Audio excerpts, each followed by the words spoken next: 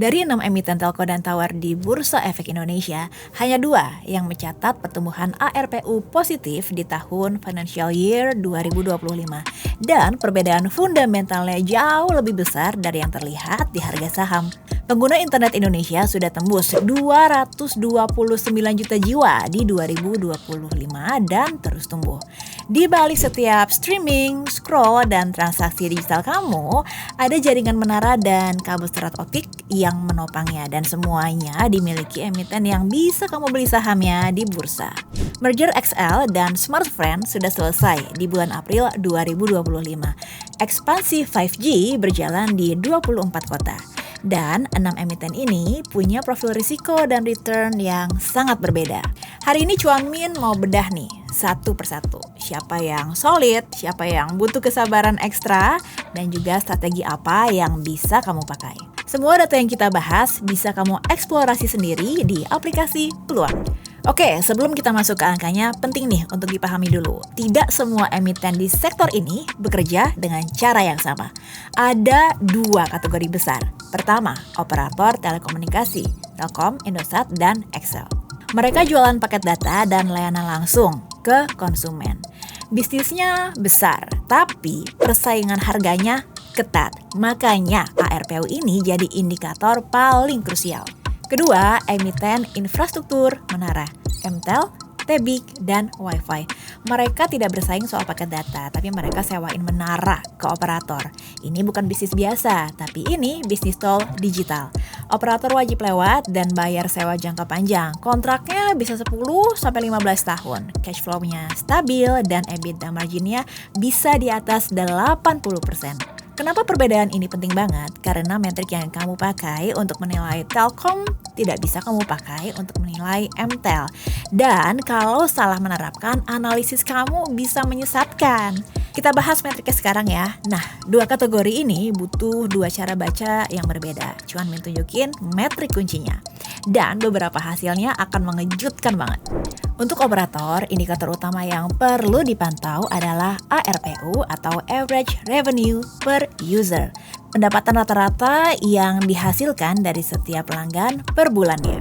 ARPU naik, artinya operator berhasil memonetisasi pelanggannya lebih baik. ARPU turun, artinya mereka terjebak perang harga, dan berdasarkan laporan keuangan tahun 2025 yang dipublikasikan Bursa Efek Indonesia, Indosat memimpin pemulihan dengan ARPU Rp44.000, naik 15,8% dalam setahun, dan pemulihannya ini terkuat di industri.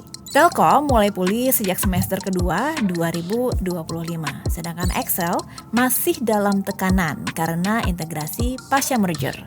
Untuk emiten tower, indikatornya adalah tenancy ratio atau rata-rata jumlah penyewa per satu menara. Di atas 1,5 kali dianggap sehat. Semakin tinggi tenancy ratio, semakin efisien dan profitable karena biaya bangun menara tetap, tapi pendapatan bertambah dari setiap tenan baru.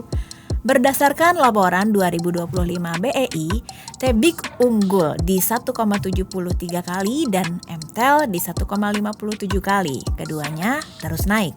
Untuk kedua jenis emiten, ada 3 metrik umum yang perlu dicermati. Pertama, EV per EBITDA, ukuran valuasi yang lebih akurat dari PE ratio untuk sektor kapital intensif karena memperhitungkan utang dan depresiasi. Emiten menara Indonesia umumnya diperdagangkan di 8-12 kali EV per EBITDA. Kedua, debt to equity ratio atau DER, benchmark umum analis di bawah 2 kali masih manageable, di atas 3 kali mulai riskan. Ketiga, EBITDA margin untuk efisiensi operasional. Emiten menara targetnya 70-85%, operator 30-45%, dan semua metrik ini akan jadi jauh lebih jelas begitu kita bedah emitennya satu persatu, dan beberapa hasilnya akan mengejutkan. Oke, sekarang bagian yang paling ditunggu. Satu persatu kita bedah ya. Telkom. Di tahun 2025, Telkom mencatat laba bersih turun 20,48% year over year. Kedengarannya mengkhawatirkan ya, tapi ada konteks penting banget untuk dipahami. Penurunan ini sebagian besar disebabkan percepatan kebijakan depresiasi aset. Artinya, biaya aset yang sebelumnya dicatat bertahun-tahun dipercepat pencatatannya ke tahun ini, bukan karena bisnisnya memburuk.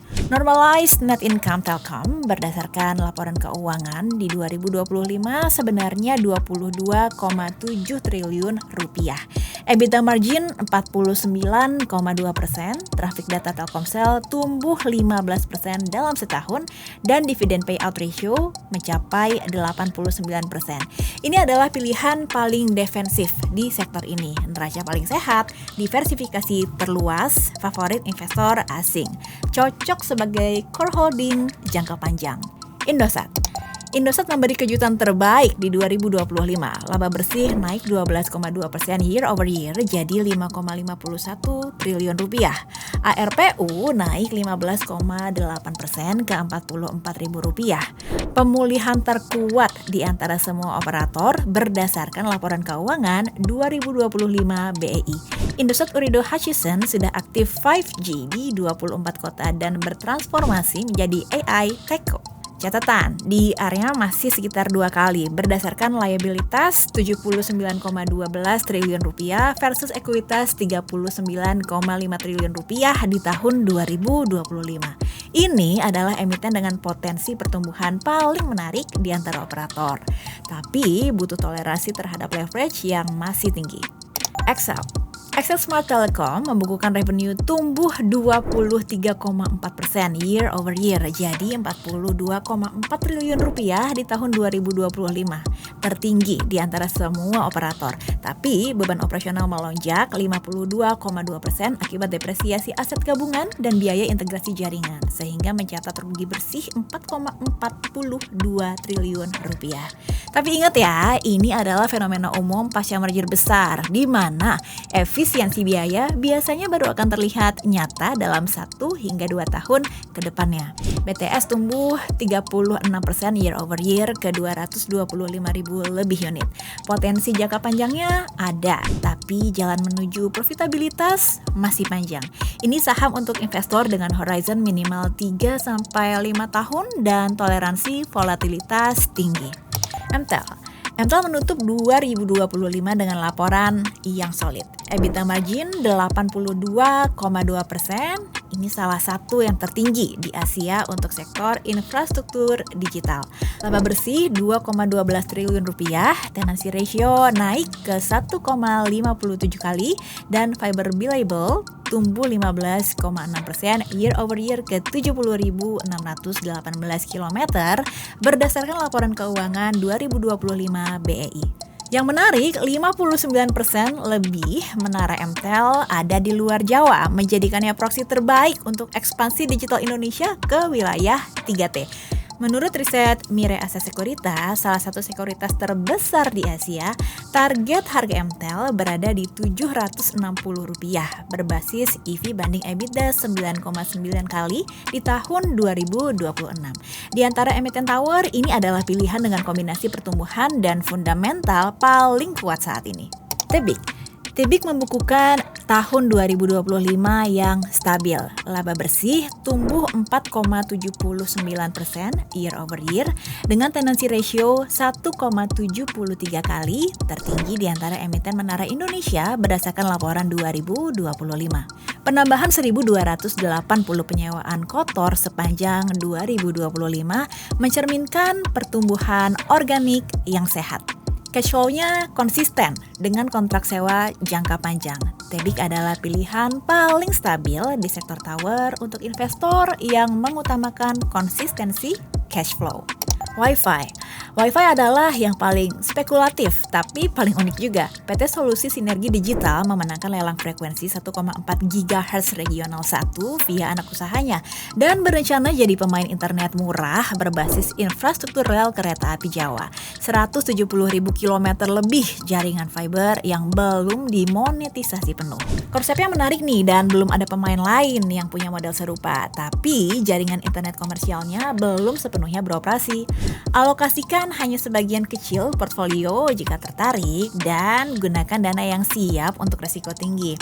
Nah, semua data yang baru kita bedah ini bisa kamu eksplorasi sendiri langsung di aplikasi Peluang.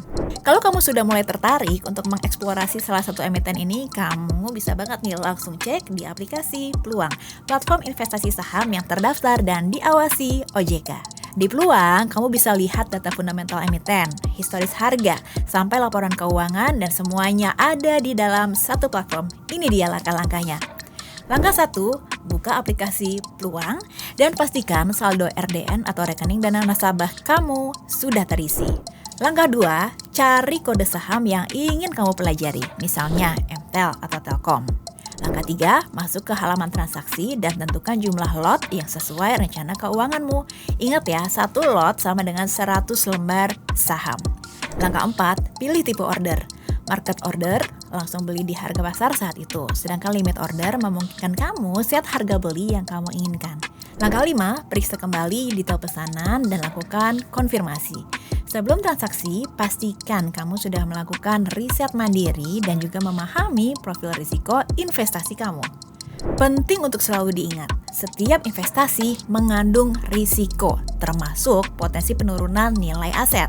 Analisis yang kita bahas hari ini bersifat edukatif ya, dan bukan merupakan rekomendasi investasi. 2 risiko spesifik yang perlu kamu pantau di sektor ini. Yang pertamanya itu adalah sensitivitas suku bunga. Emiten tawar punya utang yang besar, jadi pergerakan suku bunga BI berpengaruh langsung ke valuasi. Kedua, risiko integrasi. Excel Smart atau Excel masih dalam proses integrasi pasca merger Excel Axiata dan Smartfren. Jadi butuh waktu sebelum efisiensinya terasa. Selalu gunakan dana yang memang dialokasikan untuk investasi jangka panjang ya, bukan dari dana darurat kamu. Dan lakukan riset mandiri sebelum mengambil keputusan apapun. Gunakan informasi ini sebagai bahan riset ya. Sebelum ambil keputusan apapun, selalu lakukan riset mandiri terlebih dahulu. Subscribe Peluang sekarang biar nggak ketinggalan update market lainnya. Jadi, Sobat Cuan, sektor telco dan tower Indonesia masih menyimpan potensi menarik, terutama di tengah tren pertumbuhan digital yang belum menunjukkan tanda-tanda perlambatan. Dari 6 emiten tadi, kamu lebih tertarik ke sisi operator atau infrastruktur menara? Tulis di kolom komentar ya. See you in the next episode. Bye!